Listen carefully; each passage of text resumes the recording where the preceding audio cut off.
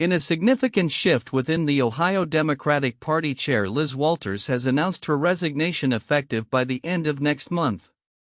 This decision comes at a time when the party is grappling with critical challenges that have implications for its future strategy and positioning ahead of upcoming elections. Walters' departure marks the end of a chapter characterized by both achievements and struggles as she navigated the party through a tumultuous political landscape. Since taking the helm, Walters has been a vocal advocate for progressive values aiming to unite a fractured party amid growing ideological divides. Her tenure is noted for its attempts to revitalize party engagement and outreach, particularly among younger voters and marginalized communities. However, the party's overall performance in recent elections has raised concerns about its direction and effectiveness in addressing the needs of Ohioans. In light of Walters' impending exit, political analysts are weighing the potential impacts of this leadership change. Many argue that the Ohio Democratic Party must reassess its strategies to connect with the electorate more effectively, especially as the Republican Party continues to make inroads with diverse demographics. The GOP has been actively working on outreach initiatives aimed at Hispanic voters, an effort that underscores the importance of understanding and engaging with various community interests. This broader context of political maneuvering is further complicated by critiques from within the left. Influencer Hassan Piker, a prominent voice among younger progressive audiences, has called out the Democratic leadership for appearing out of touch and disinterested in the real issues affecting working-class Americans. His sentiments reflect a growing frustration among grassroots activists who feel that the current leadership is failing to adequately represent their concerns.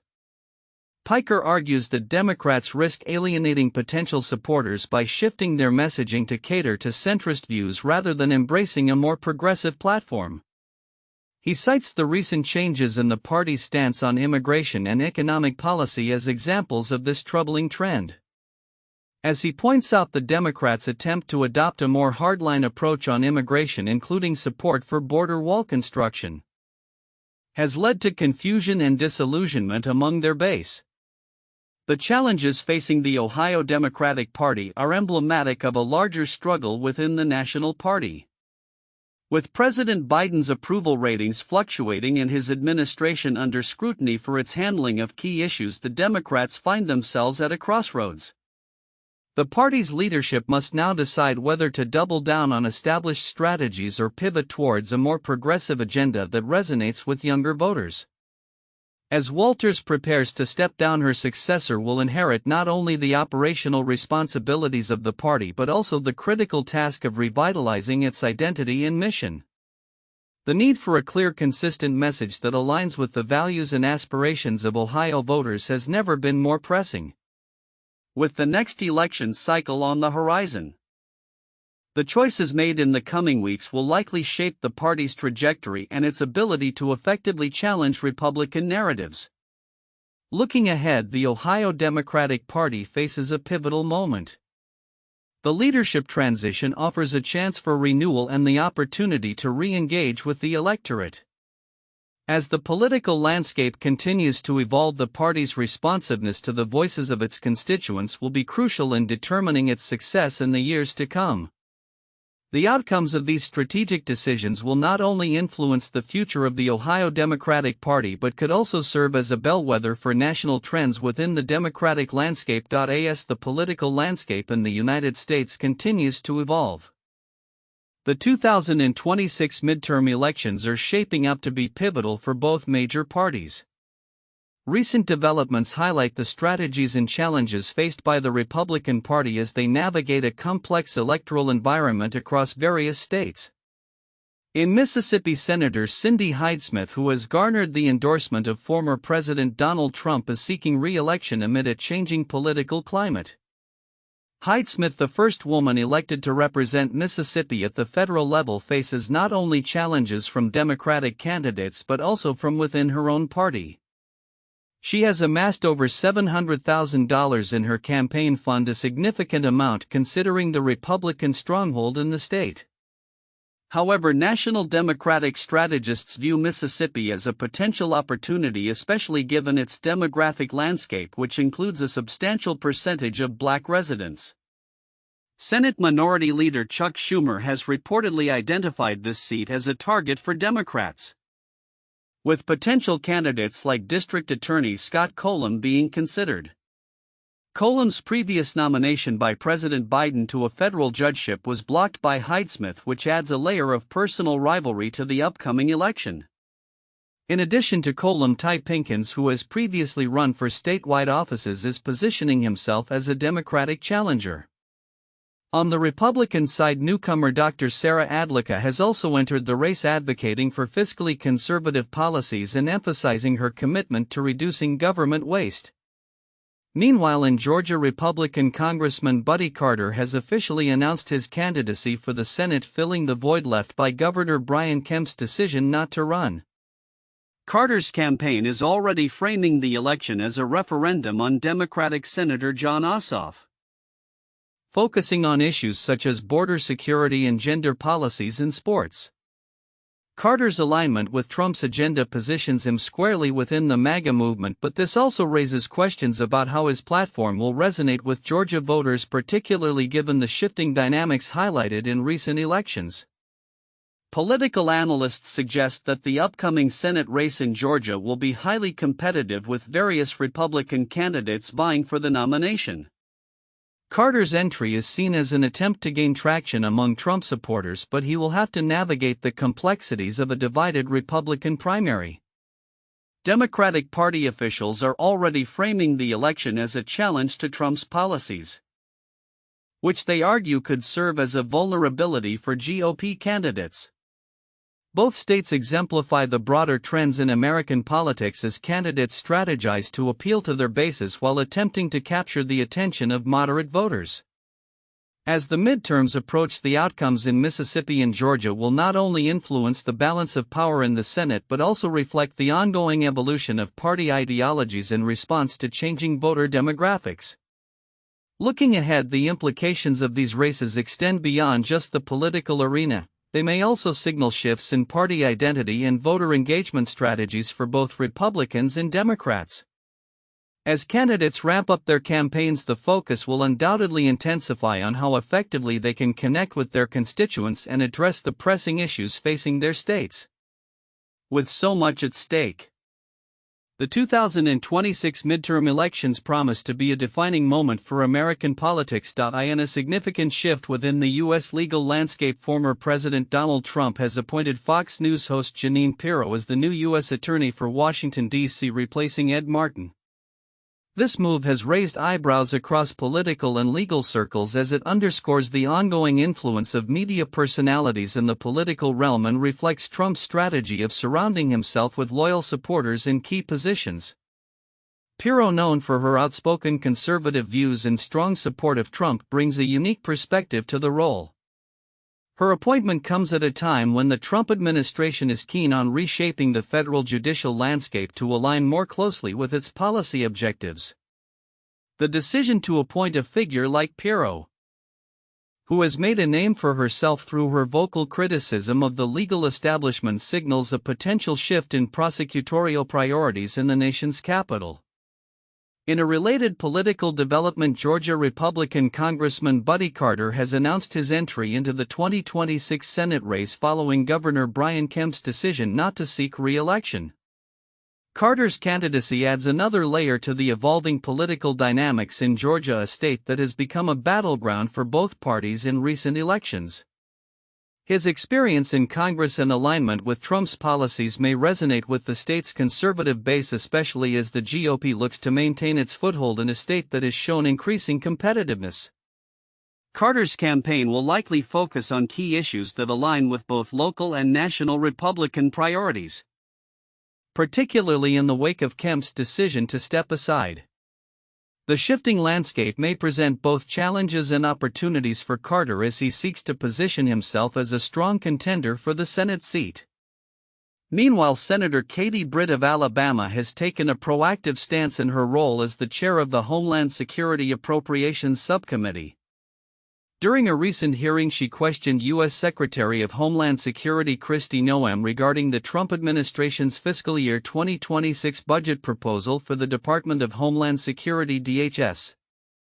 Britt's statements emphasized the administration's success in reducing illegal migration and the importance of continued investment in border security measures. Britt's advocacy for enhanced funding for the Customs and Border Protection (CBP) and Immigration and Customs Enforcement (ICE) reflects a broader Republican strategy to address immigration issues head-on. Her introduction of the Wall Act, which aims to allocate $25 billion for border wall construction without raising taxes, underscores the party's commitment to strict immigration enforcement. As the political landscape continues to evolve, the implications of these developments are manifold. The rise of figures like Pirro in key legal roles and the entry of candidates like Carter into the Senate race may reshape the priorities and strategies of the Republican Party as it prepares for upcoming elections. With immigration and border security remaining contentious issues, the actions taken by lawmakers and appointees will undoubtedly influence public discourse and policy direction in the months ahead. Looking forward, the interplay between media politics and law enforcement will likely become an increasingly prominent narrative. As the Trump administration continues to assert its influence, the ramifications of these appointments and candidacies will be closely monitored, potentially redefining the contours of American governance and political allegiance. In a striking intersection of politics and social justice, the recent protest at Delaney Hall Detention Center in Newark, New Jersey has drawn national attention, especially following an unexpected breach by members of Congress. On May 9, 2025, Representatives Robert Menendez Jr. and Bonnie Watson Coleman, accompanied by a group of protesters, stormed the facility, raising questions about the treatment of detainees and the accountability of immigration enforcement. The Delaney Hall Detention Center, which houses a range of individuals including those accused of serious crimes such as murder and terrorism, has faced scrutiny regarding its operational standards and the conditions under which detainees are held. As the protest unfolded, Assistant Secretary Tricia McLaughlin condemned the lawmakers' actions, stating, "Members of Congress storming into a detention facility goes beyond a bizarre political stunt and puts the safety of our law enforcement agents and detainees at risk." This response highlights the tension between political advocacy and safety protocols within the enforcement of immigration laws. The backdrop to this protest is a troubling narrative surrounding the individuals detained at Delaney Hall, many of whom are linked to violent criminal activities or are awaiting deportation due to serious offenses.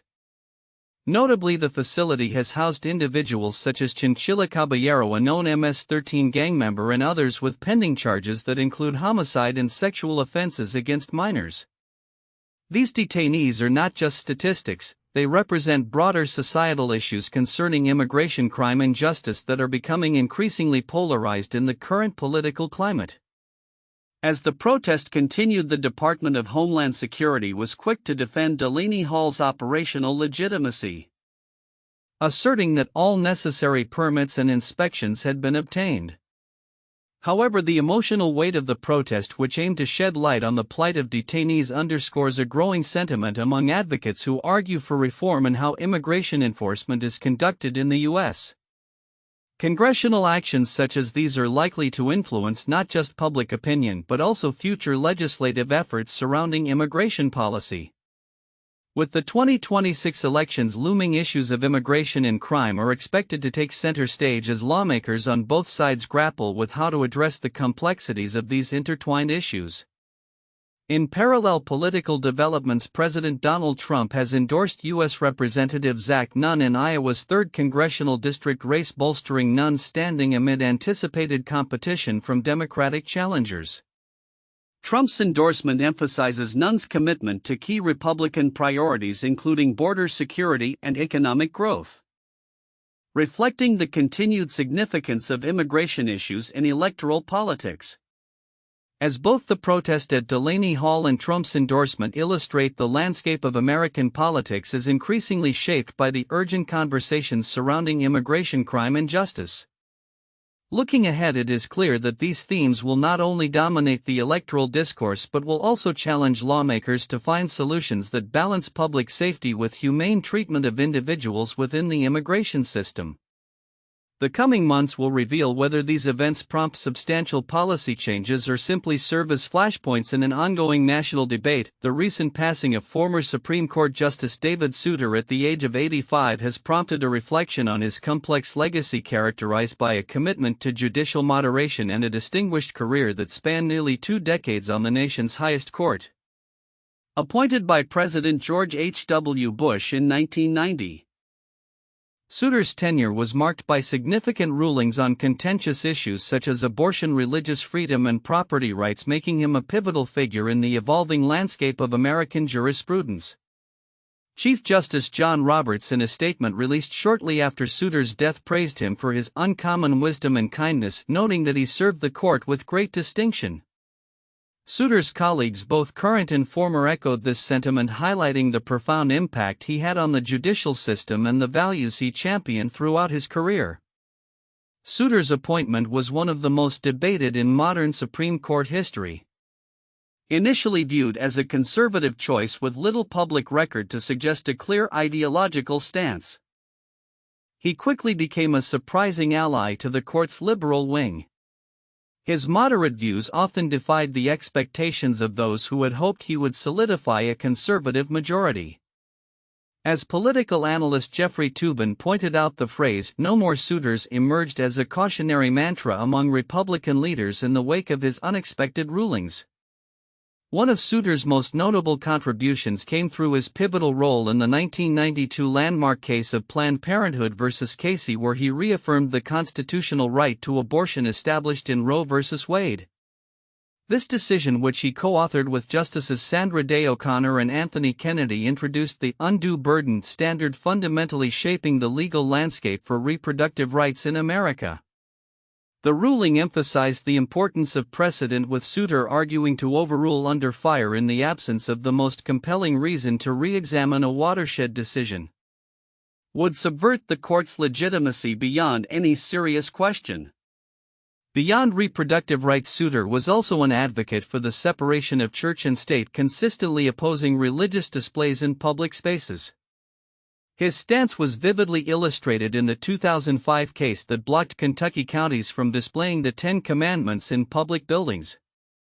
He argued that such actions violated the Establishment Clause of the Constitution, reinforcing his belief in strict government neutrality in religious matters. Throughout his career, Souter was known for his reluctance to embrace political ideology, favoring a more nuanced understanding of constitutional interpretation that respected the historical context of the law. This approach led him to dissent against the majority in the controversial Bush v. Gore decision that effectively decided the 2000 presidential election, a moment that reportedly left him disillusioned with the court, prompting speculation about his resignation. After retiring in 2009, Souter returned to New Hampshire, where he continued to contribute to the legal field by sitting on the Court of Appeals for the First Circuit. Even in retirement, he remained a vocal advocate for the importance of humanities and civics education in American society, highlighting a pervasive civic ignorance that he believed hindered effective governance. As we reflect on David Souter's legacy, it is evident that his contributions to the Supreme Court and American law extend far beyond his time on the bench. His commitment to judicial integrity and his insistence on prioritizing justice over ideology have set a standard that future justices may aspire to emulate. As the nation continues to grapple with pressing legal and constitutional issues, Souter's impact will undoubtedly resonate in the ongoing dialogue about the role of the judiciary in American democracy. With his passing, the judicial community mourns not only a respected jurist but also a champion for thoughtful and compassionate interpretation of the law.